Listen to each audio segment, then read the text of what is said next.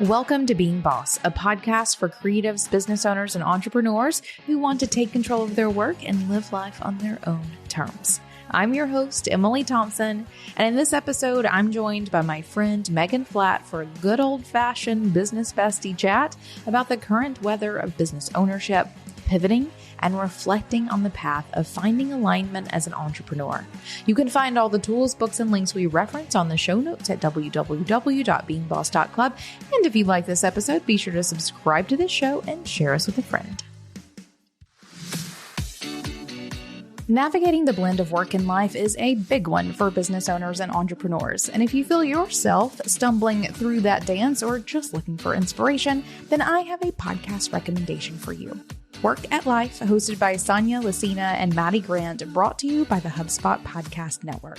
In this podcast, Sonia and Maddie explore the gray areas between work and life as they share data on relevant topics around workplace engagement and culture.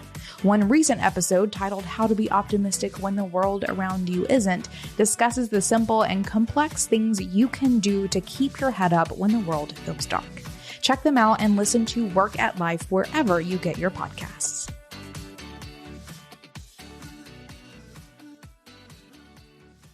Megan Flatt is the co-founder of Let's Collective, a business growth strategy firm devoted to making entrepreneurship easier. Let's Collective helps their clients make revenue-focused decisions and then create a strategy to get there. Megan recently launched a sister brand, Focus Sessions, providing dedicated, distraction-free virtual co-working to get your most important work done. Megan is obsessed with lattes, Post-it notes, and helping women make money. When not doing that, she's hanging with her husband and 2 kids, probably near the water in the San Francisco Bay Area. You can catch up with Megan at letscollective.co or focus-sessions.com. And if you would like an intro to Megan before you dive into this episode, you can go back to listen to previous chats with her at episodes number 233 and 254. Megan, welcome back to Being Boss. I'm so glad to chat with you today. Yay. Thank you so much for having me again. I just love being here. We're going to have a fun chat, I think. You've been up to all kinds of fun stuff. I mean, you and I talk every month, so I know what you're up to, but you haven't officially been on the show since spring 2021. No. 21? Yeah, I think so. Yeah, it's been a while. Or was it 22? I have 21 in my notes, but now that I think about it, I actually think it was this past spring. It might have been. I don't know. It might have been. What does time even mean anymore? Yeah. What is it?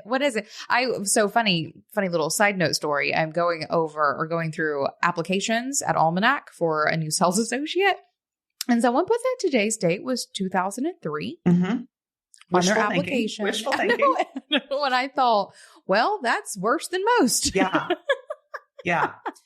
So yeah, I've had whenever that was. Yeah. I've had numerous experiences like that recently where I've either said I've said April and it's August, or I've thought August was 6 months ago, or, time has no meaning anymore. Right. What is time? Indeed. Well, let's talk time a little bit. Yeah. What have you been up to? Oh my gosh. I feel like this is such a loaded question, right? Like, it's like,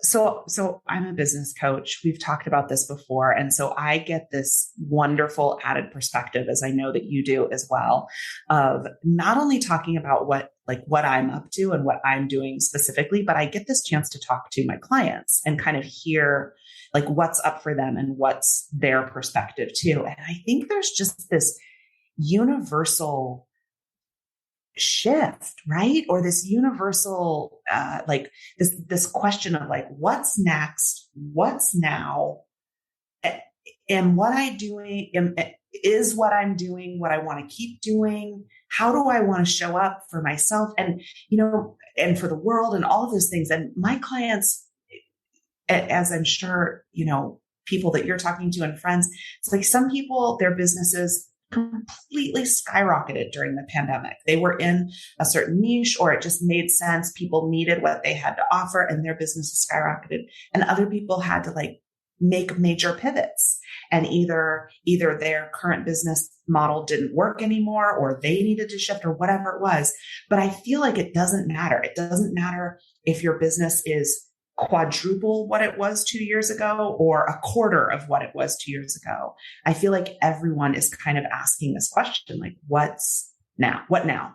Yeah. What happens next?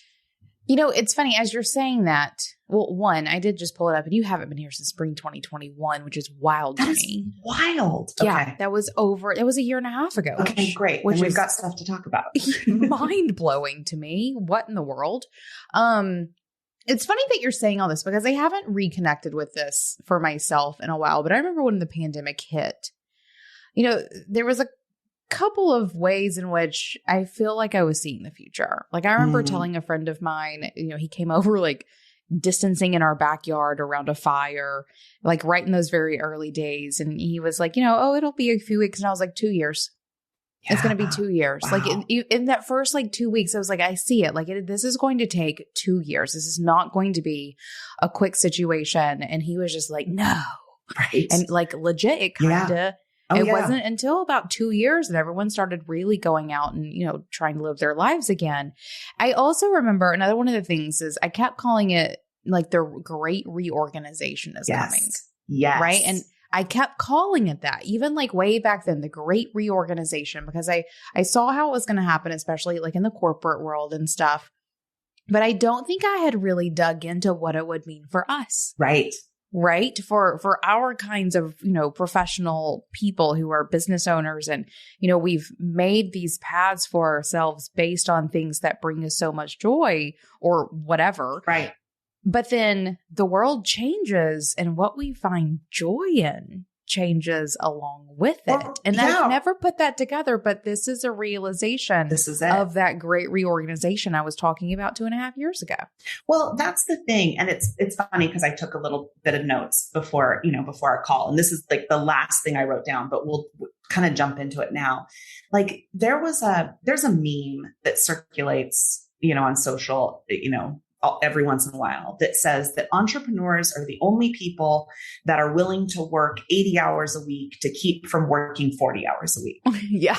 And I remember when I first saw it, I was like, haha, yeah, that's me, like working all the time to keep from having like a real job. And this is like, no, like, that's been the big thing for me. It's like, the whole reason I'm an entrepreneur is so that I can have a different experience. And it's not just about flexibility or freedom or all these words that kind of get thrown around, but it's so that I really can create my day and my work and my contribution to society and to my kids and to all of the other things that I can really create exactly what I want it to be. And I think that's been the big thing. And I want to get in, we can talk about like specifically what I've been doing, but I think that's been the biggest takeaway for me since, spring of 2021, apparently is that Great Reorganization, right? And is that step, being able to take a step back and say, I just turned 45. So I just had my 45th birthday. And like, I like to think of, like your New Year's resolutions, but kind of around your birthday. And since my birthday's in the summer, it's like that perfect. In fact, we figured out that we have the same birthday. Oh my God. Yes. Okay. Sidebar here. Megan and I have been friends for years. And, afterwards, I got to think like, maybe I did know this and it fell out of my Swiss cheese brain. Right. Or something, but also maybe not. We were recently on our, monthly call. It was July and Megan was like, yeah, I just had my birthday. And I was like, shut up. When's your birthday? And she said July 9th. And I was like, shut up. I mean, me too. We have the same birthday. And we maybe didn't even know it. It's bizarre. But see, I do think like even that, it's like just this part of like kind of coming back to, I think it's so easy to just get on the hamster wheel, right? Mm-hmm. Of like, what's the next thing? And I think especially during the pandemic, because I did not think it was going to last 2 years. I did not have the foresight that you did. So for me, it was like this constant, like 2-week bump. It was this constant, like, if someone would have told me in March of 2020, like, hey, this is what we're going to do for the next 2 years, like, I might have approached things differently, just in general, right? Like, might have taken my family on a world sailing trip or something. I don't know. We wouldn't have actually done that, but, something like that. But I think that there is just this, I don't know. I lost my train of thought on that, but back to talking about like, just the like, how do I want to show up? How do I want to feel? What do I want my days to look like? What do I want my weeks to look like? What's the contribution? Because this is the other thing that's happened in the last 2 years, right? It hasn't just been this pandemic, but there's really been kind of a continuing of an awakening of how do I want to show up for my community? How do I want to show up for people that I'm incredibly privileged? And, how do I show up for people who don't have the privileges that I have? And how do I make my business support that? And my kids are getting older. And how do I support the people that they're becoming? So all of those things that have kind of just seem a lot more important all of a sudden. Yeah. Or maybe so it sounds like you've had a very low key year. Right. No thinking happening over here. Oh my gosh. I literally made a note in my phone note section over the weekend that was called no decision making. And nice. And it was because I sometimes, and I hope you can relate or someone else can relate, is that sometimes I'll get so in my head about thinking about like, what is the next thing? What is the next thing? That I kind of gave myself permission. And what that section in my notes on my phone is kind of the things that I'm thinking about and is the things that I want to make, but that I don't have to make a decision on those right now.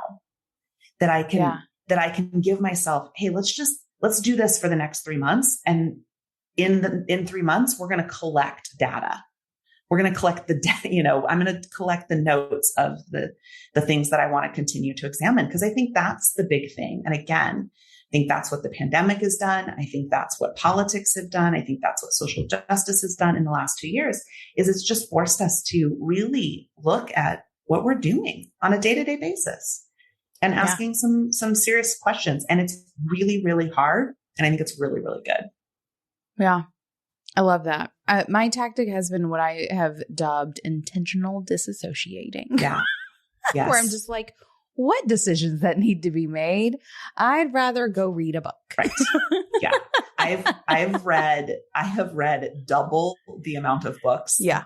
So far this year that I normally read in an entire year. And they're all like, I was laughing with a girlfriend just this morning because I'm reading all like happily ever after romance novels. Yeah. Because I want to know on page 2 that everything's going to turn out fine. I don't want any surprises because we get enough of those in our life, right? I love that. Mine is definitely sort of a line of fiction. I mean, I guess it's similar. Mine's mostly like fantasy fiction, but like, yeah, just take me on an epic adventure where maybe some bad things happen along the way, but definitely like there's going to be a happy ending. I'm in the same boat reading way more than usual, but for intentional disassociating for all of these big decisions and things I have to think about. I'm still taking care of my responsibilities, everyone, but in the in-between time, I'm going on adventures. Right. Which is probably really good because I think that's the thing. It's like when our brains are just, it's like the open computer tabs, right? It's like the open computer tabs that make your fan is on. Yeah. Yeah. We got to shut that down. We got to shut some of those tabs down every once in a while. Yeah. Oh my God, that's exactly what it's like. When a fan starts running, I just shut everything down and go find a book. Shut everything down. Yeah. With summer coming to an end, change is in the air. And change can be scary, especially when it comes to scaling your business. HubSpot CRM platform helps you make major moves confidently. The confidence to go big, go home, go local, or global. With HubSpot, all your marketing, operations, and sales tools are in one place, meaning you have the right data at the right time to make the right call. A single source of truth means you and your team are supported by a powerful system that helps lighten the busy work and create more time and space for big thinking. As a connected customer platform, HubSpot provides more than just software. It helps you and your team create deeper, more meaningful relationships with your customers so you can grow better together. Learn how HubSpot can help your business grow better at HubSpot.com.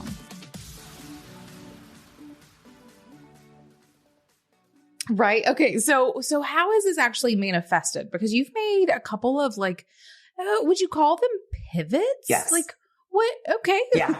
Yeah. I'd call them pivots. How has this manifested for you?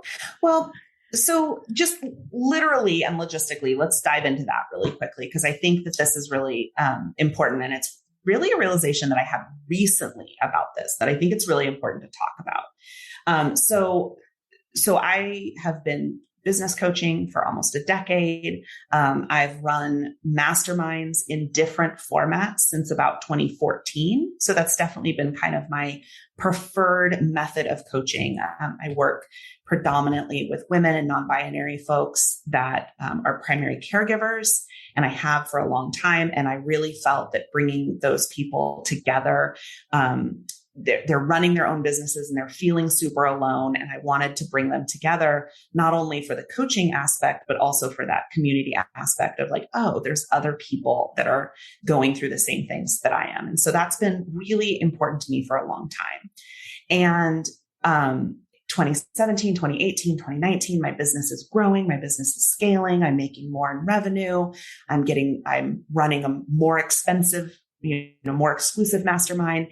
And, everyone is telling me, and by everyone, I just mean like, all the things, right? Everything is telling me like, okay, you've got to scale, you've got to get this bigger. And I just really had this kind of aha for me, and that there's tons of awesome ways to scale coaching businesses. And what I realized was I really liked the one-on-one aspect of my coaching business. I really liked being able to get under the hood with my client and not necessarily take them through 10 modules of my coaching framework, which is an awesome way to structure your business. But I just wanted to get under the hood and solve my clients' problems. And if I was going to do that, I was trading time for money. It didn't matter what the money was. It didn't matter what the price point was. I was still a business mentor of mine said, you're running a practice, not a business. And at first I was kind of offended, right? Like, no. And then I went, oh yeah. And I'm kind of okay with that when it came to coaching. But I did, again, this is during the pandemic. I had kind of sabotaged my business in a lot of ways because, like I said, I'd worked primarily with primary caregivers and helping them build successful businesses while also raising children. And then all of a sudden I had my 2 kids home with me, and I started doubting my ability to run a successful business while also, parenting my children through a pandemic. And because I started doubting my ability to do it, I started doubting my ability to coach people through it. Like, who am I? Who am I to tell people what to do? So I like to say I kind of sabotaged my own business. But about that same time, I started thinking about these different scalable models. And it's not a new business idea. It's something that we had been doing inside our masterminds. We've been doing these virtual co-working sessions inside our masterminds. And at the end of 2020, a friend sent me a link to another business that was doing these virtual co-working sessions. And I was like, oh my gosh, that's it. I mean, I was on like GoDaddy buying URLs like within 5 minutes. I was like, let's do this. That's how you know. Right? That's how you know. So, 6 months later, June of 2021, we launched Focus Sessions. And Focus Sessions is a membership-based virtual co-working platform. We have 16 virtual co-working sessions a week. They're all hosted. I like to say it's like a gym, but for productivity. So they're all hosted. The hosts take the attendees through the exact same kind of 8-minute, we call it a focus flow. It's kind of a little warm up that gets you ready. And then you spend the next 87 minutes doing your most important work, whatever that is, whether that's writing your memoir or sending out sales emails or getting client work done or whatever you deem as your most important work. And we have all sorts of prompts and things to help you get there. But it's been amazing. And I love it. I've built an incredible team that helps me run it. We have an incredible group of hosts that have come from all different backgrounds. So they bring their kind of unique perspective to it.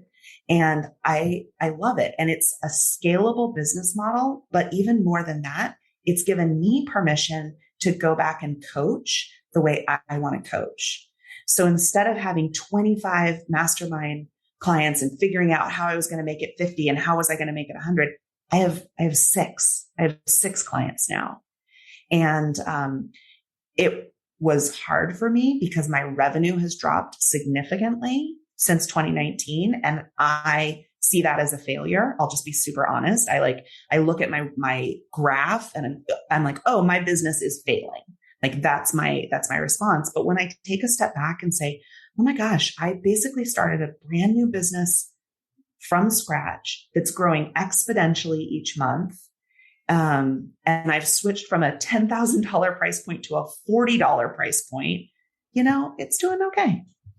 Right. And what does your work-life balance look like now? So different. Yeah. And so different. But I'll tell you, Emily, I have to keep reminding myself of that, because that experience when you're at the airport and you're on like the moving sidewalk, and then when you step off onto the hard ground and your like body goes like it's like that's, I feel how my like brain and productivity is. I'm used to working so hard, so many hours, and it's shifted. My kids' school schedule has shifted. So I'm used to, and again, especially throughout the pandemic, right? Like squeezing every possible free moment and no time for exercise, no time to eat lunch, just work, work, work, work, work. And I sometimes have to remind myself that I don't have to do that anymore. And sometimes I'll find myself still, or like 3 a.m, I'll wake up in a panic of like, these are all the things I have to do. And then I stop and say, yeah, but I have an amazing team that supports me and I have plenty of time to do it. And I can ramp up or ramp down, as needed. I took more time off this summer than I ever have. And so it's certainly not perfect. And like I said, my revenue is down. I think it's important to be honest about that. Like I think so often we hear like, oh, and I did this and then my revenue quadrupled. Mine didn't. My membership program is growing. It's not growing as fast as I predicted it would. But that's okay. We're going to get there, and we're building a really strong foundation, and I'm living a life that feels a lot better. Yes.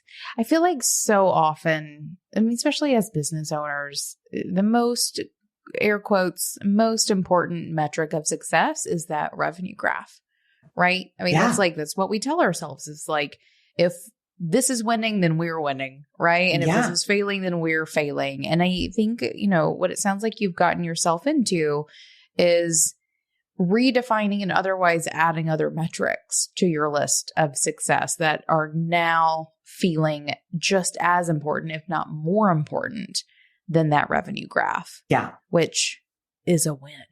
I think that we get in our heads and it's that revenue. It's not even profitability, right? It's just like top line revenue. Right. And I'm in a local group there's an organization that's headed up by volunteer mentors. And every month we meet and we have to bring kind of a presentation. And I realized that I was bringing this presentation with this beautiful graph of my revenue. And every month I was showing that graph. And nowhere in there was I showing a graph of my membership growth, even though I was running a membership program. Every month I was showing up and being like, here's my revenue, And so this last month I went, whoa, here's my membership graph. And look at this trajectory.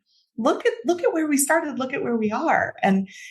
But I think like you said, like many entrepreneurs, I was just conditioned to only look at this one number. Even though my revenue's down, I'm still able to pay myself, which I think is an important metric that, again, we don't often track. And so again, it's looking at different metrics. Yeah. Well, you also just look very happy as you're talking about this. That's a metric I want to throw out there, is you look happy, Megan. And it's definitely been hard. I started therapy again during the pandemic. Because like I said at the beginning, I kind of stopped trusting myself. We were being asked, and still are, to make so many decisions on a daily basis. Do we go here? Do we not go here? Do we send our kids here? Do we not send our kids here? Do we do this? Do we not do this? We were being asked to make so many decisions that it's exhausting. It's exhausting. It's decision fatigue on a daily basis. And that goes back to why I have my no decision list, because I was burning myself out with all the decisions that needed to be made. Yeah.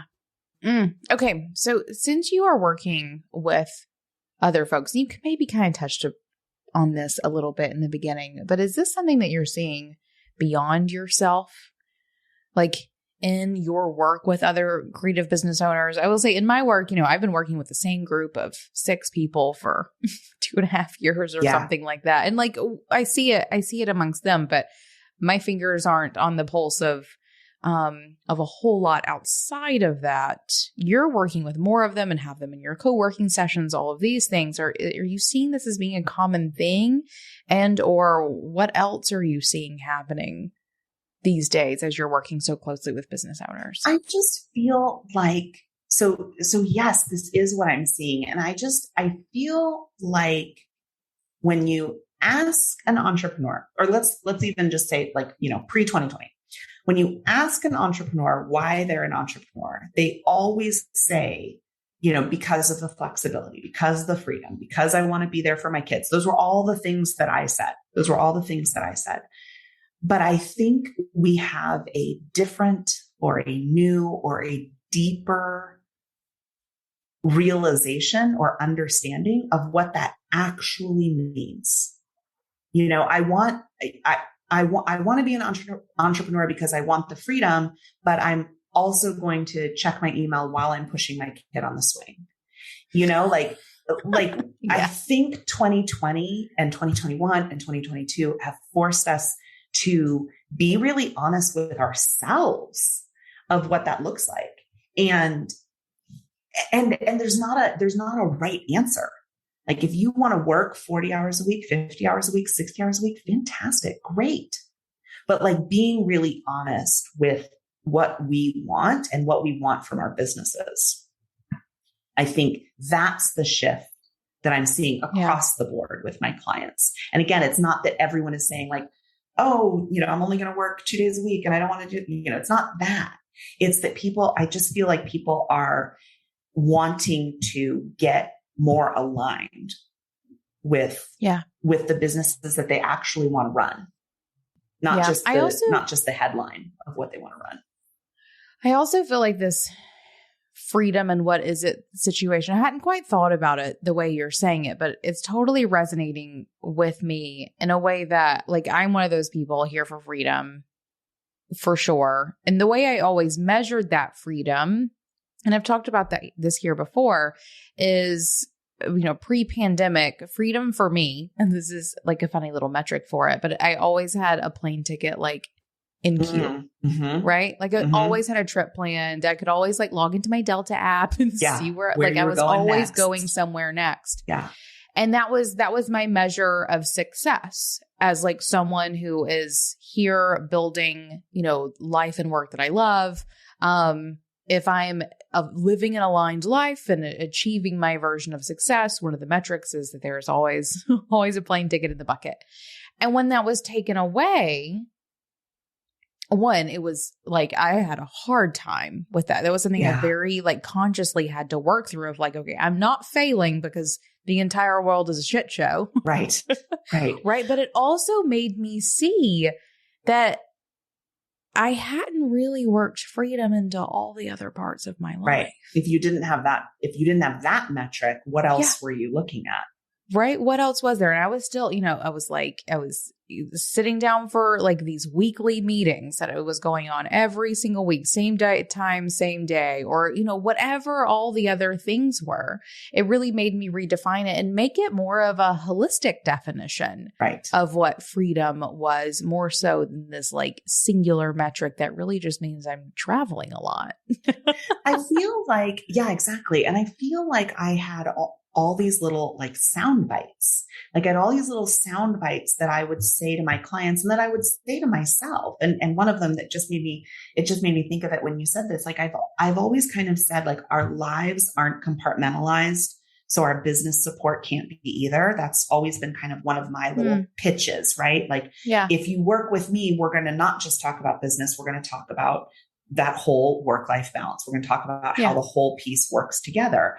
But like, was I really living that? or, or how was that kind of manifesting for me? And like you said, like you just said, like, how was I looking at that holistically? Yeah. And it's not about, I have a friend who, she couldn't wait to be able to have, she has young kids, her kids are little. She couldn't wait to have that full-time childcare back and get back to working, 30, 40 plus hours a week. Great. But it's like consciously making that decision. Yeah. I think we all have the opportunity to consciously put our worlds back together a little bit. Right. And I think that a lot of us went into it a little smarter, a little more aware, if nothing else, as to what that looks like. So it's interesting that you're talking about that being something that you've seen, because ditto, and also like something I've personally experienced of like putting the things back together and being so much more conscious as to what it is or how it is that I want to express and manifest the things that are important to me and align myself with the things that are important to me. And just even, all of those things, like how are you defining success and failure? How are you, I got some news this morning from, that I think 6 months ago, definitely 2 years ago, would have kind of sent me into a tailspin. And, and this morning I just went, oh, okay. Yeah. All right. Well, we can handle this. We'll roll with this. And I don't think I would have had that response if, I wouldn't have had that response in 2019. Yeah. I mean, girl, you have survived the plague. Right. You are stronger now. Good Lord. Yes, exactly. Yeah. Late payments from clients and customers is often the worst part of doing business. Not only does it mess with that ever precious cash flow, it's also just awkward and honestly pretty maddening. I mean, you have enough to worry about, so why not let FreshBooks chase down those unpaid invoices for you, which is the power of their automated late payment reminders. Not only will it save you time, it will also keep you from that awkward exchange with your clients about their overdue payments. You can customize these emails and then FreshBooks sends them out and you just keep yourself focused on the other things that need your attention. Try FreshBooks free for 30 days, no credit card required. Go to freshbooks.com/beingboss to get started today. This is fascinating, and I'm hoping that everyone listening to this can pinpoint ways in which maybe you have felt similarly, because I think that's a good sign. And also, I think it's important to, I don't know, like own your power in these situations as well. I think it'd probably be really easy after the couple of years that we've had to, feel a little lackadaisical isn't quite the word that I'm thinking of, or just sort of phone it in, or like feel like you don't have control over anything and just kind of let the world happen to you. I feel like it's like the shoulds, right? Yeah. Yes. Well, I should just do this, or this is what, so-and-so is doing. Like I've pulled way back from my own social media consumption because I found myself being like, oh, I should do that. Oh, that person's hosting a webinar. I should host a webinar, and it gets really noisy. It gets really noisy. And so, being able to kind of step back and get a little more like introspective. Yeah, introspective so that you are creating your future. I will say I'm definitely coming out of this giving so many fewer shits, just in general about all the things. Because similarly, I don't even care what y'all are doing. Yeah. I don't even care in a way that I never really felt before. I'm just here doing what I want to do. And I love that for you, but I'm probably going to do something else. Well, listen, I that was my question. I was talking to my best friend, which even that in itself, my best friend called me this morning and I sat in the parking lot of my office and chatted with her for 30 minutes instead of being like, oh my God, I got to run upstairs. I got to get on, I was like, no, I got some time to chat with you. And I told her, and I was telling her the story of, this little monkey wrench that got thrown into our plans. And I said to her, I'm not sure. I said, something happened and I've either matured or I don't give a, F anymore. Like, I'm not sure which it is. And I told her and she's like, no, I think that's maturity. I'm like, good. Let's go with that. Let's go with that. But I think it's a little bit of both, right? Like we had our entire world ripped out from under us. And so now a monkey wrench of, it's like, meh, we can get through that. Jeez, that's so funny. I know. I feel similarly. Of like, I really couldn't care less anymore about so many things. And I do think that I'm going to choose maturity. Well, I think that let's even rephrase that. It's not that it's like you say, like, I care less about so many things. And then that's freeing up space to care about the things that you really care about, that you want to care about. Yes. I care more about the things that I care about and far less about all the other things that literally don't deserve my time or energy. Same. And otherwise just really prioritizing, showing up and creating the kind of work in life that I want for myself. And it's not perfect by any means. I mean, I was in a mood yesterday and I told David, I was like, what the hell have we even been doing? Like, it was like one of those sort of situations. And he always like looks at me like, okay, Emily. Oh no, I had a full on like, can we please just win the lottery and like, God, right? That is the dream. That is the so dream. It's not to say that it's all like roses and sunshines all the time, but it's a different approach. It's a different like mindset. Yeah, for sure. And especially if it sounds like you are really moving into the test and changing too, of like realizing that there are some decisions you can make now and just let them sit and collect your data and go back to it later. I feel like that's one of the things I feel like it ebbs and flows. Sometimes I'm really great at it and sometimes I feel a little manic about it. Just like needing to make all the decisions all the time. But I think that's an important thing too, is we had to be so responsive for so long that we need to get back into these flows of realizing what is time and do you have it and all of those things, but you have time to make a decision, right? And really see what's going to happen and then shift. We've recently canceled some projects, both at Almanac and at Being Boss. We're like, we tried some things out, waited a while, tested them. Do we like them? Do we not? Let's delete it. Who cares about all the work that we put into it 6 months ago or a year ago? If it's not giving us what we want, let's just get rid of it. No shoulds. Literally not a should in sight. Yeah. Yeah. I want that like tattooed on my body. Cause I think it's so easy.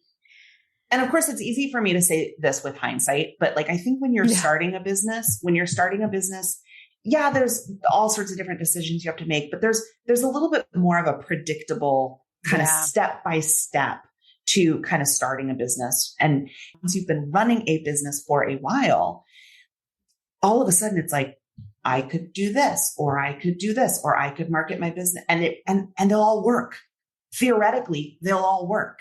And so it's easy to get caught in. And that's why I say like, I'll be on, social media and I'll be like, oh my gosh, I should try to do a viral TikTok dance. Like I should do that. No one should do that. Right? Or gosh, I should be speaking at the Chamber of Commerce. Like you start thinking of like all the things you should be doing. And like, that's what I'm just really trying to like, let's just step back. Mm-hmm. Like I kind of wrote down, in my notes and this is, we're going to talk a little bit about the event that is coming up that I'm hosting that you're a part of, but I kind of wrote down this note about like, it's time to get introspective and then proactive.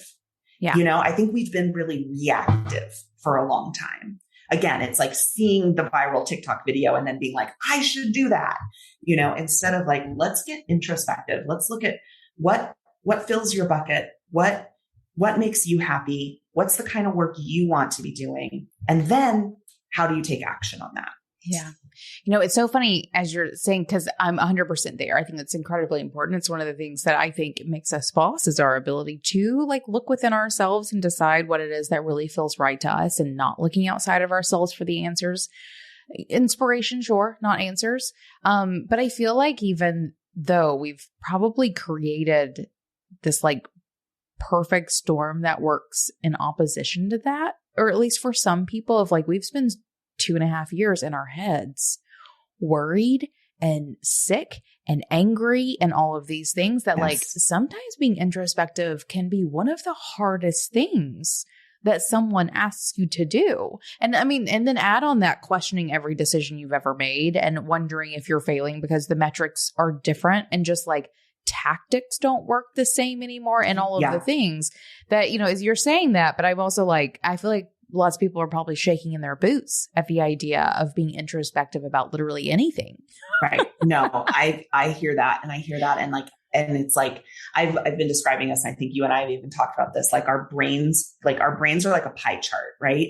And the amount of bandwidth, the amount of capacity, like half of my pie chart is taken up making decisions about health and safety and like forward progress of my family and my community, like, way more than we've ever experienced. And that leaves like this small little, portion of my brain to think about, like, gosh, what's the next right step for my business? And I think that's really, really hard. That's really hard to go from having kind of feeling like you have, like, maybe like using kind of air quotes here, but like full capacity to, a much smaller capacity. And so I think it's still about giving yourself that time. Yeah. It is the challenge, but like one that I think is worth the effort 100%, taking the moment to be introspective and answer the questions for yourself and really make sure that your actions are aligned with your intentions and all of the things. Terrifying work. Well, but it is the path forward. Right. And maybe the decision or maybe the introspection is, I'm going to keep doing exactly what I'm doing. Yeah. And I'm going to revisit this on November 1st. Yeah. Maybe that's the bold decision. Move. Bold move, right? Instead of every day waking up, maybe I should do this. Maybe I should do this. Maybe I should do this. Yeah. Yeah, for sure. Oh, I love all of this. Well, I can tell this is definitely where you have been putting a lot of your thought and energy.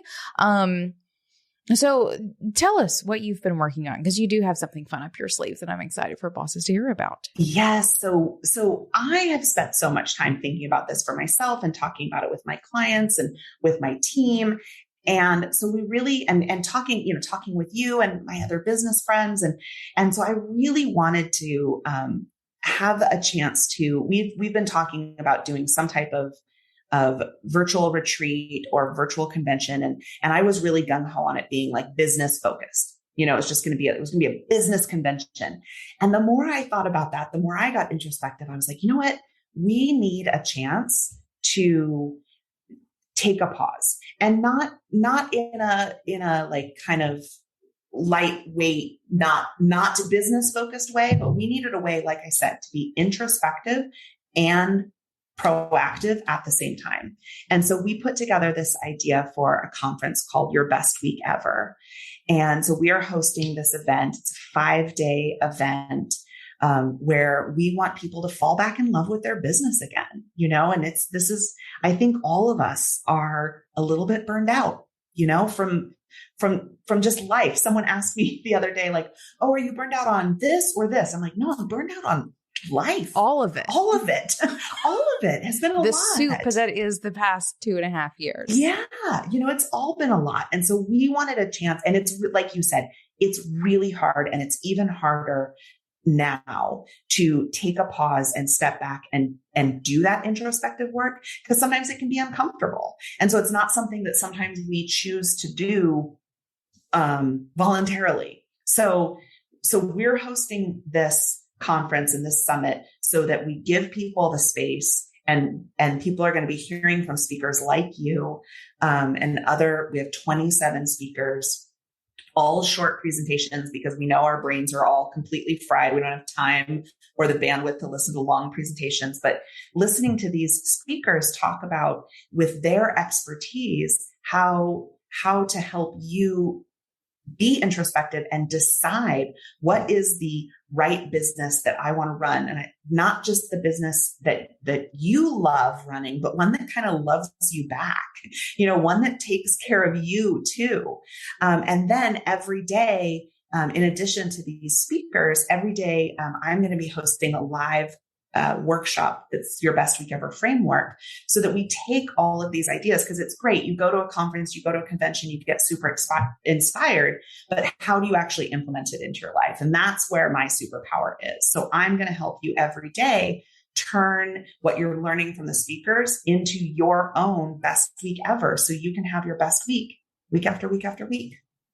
Love it. I'm very excited about this. I think this is again, we've talked about how this is something that is not just us, but everyone we're talking to is experiencing these sort of like, ew, moments. Yeah. Yes. When it comes to these things that we've built that are supposed to not make us feel that way. So I love that you've put this together with the focus of helping people create their best week ever. Something that is replicable and something that will help people fall back in love with the thing that they are here to do. I think it's wonderful. How and where can folks find more about it?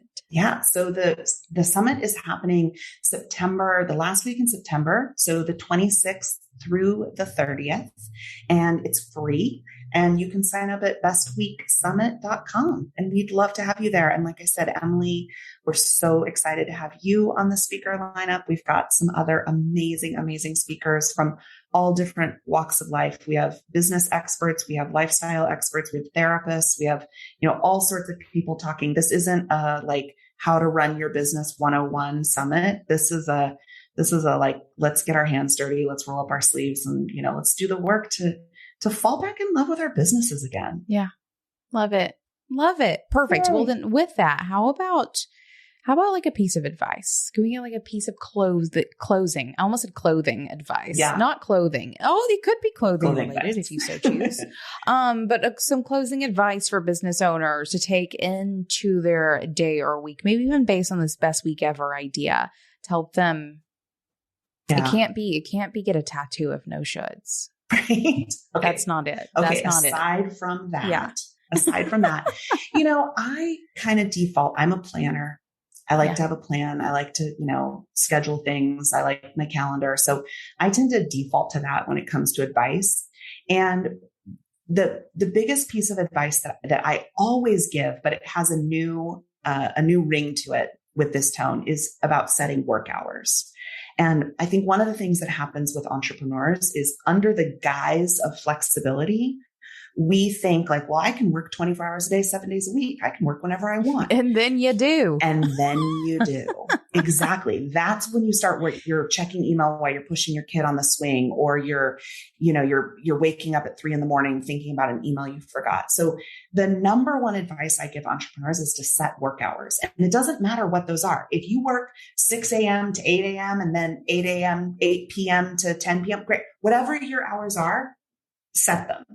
And so my advice for this is do that again. Do that again.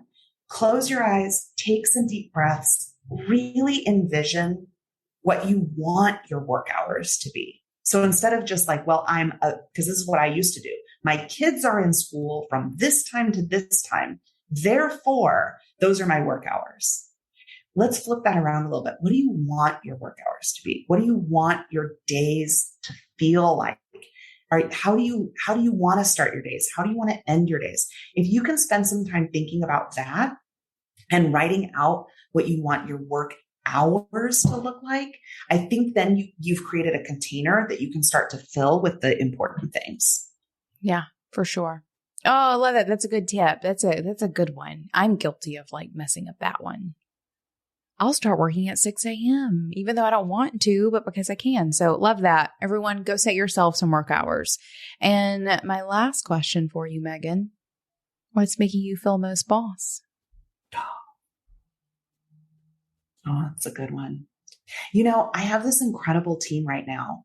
And for years, I struggled with and it wasn't even the people. I've been so lucky to work with amazing, amazing people.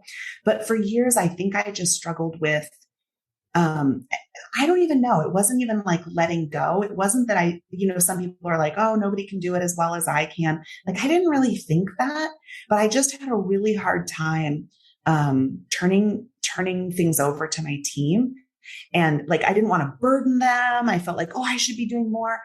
And I think because I burned out, because I kind of wasn't able to function at the level that I wanted to function, I had to trust my team, and they knocked it out of the park when I gave them the space and the permission and the plea to do their jobs. They killed it. And I'm so proud of the people on my team. So that's definitely what I'm feeling most boss about right now. Love that. Such a good answer. I'm glad that you finally got yourself to that place for sure.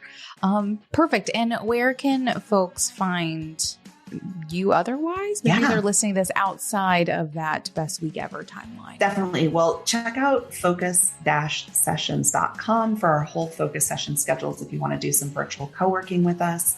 I'm at Megan Flatt on all the social media platforms and also Focus Sessions on Instagram. You can follow for productivity tips, time management tips, and say hello. Awesome. Thanks for coming to chat with me. This is like a good old school business bestie chat. Love it. Love it. Thank you so much for having me. I really appreciate it. All right, boss, because you're here, I know you want to be a better creative business owner, which means I've got something for you.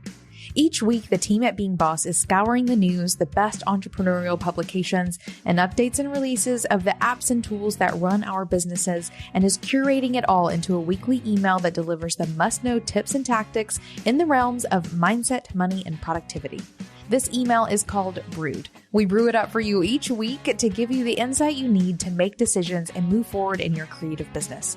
Check it out now and sign up for yourself at beingboss.club/brewed. That's beingboss.club/BREWED.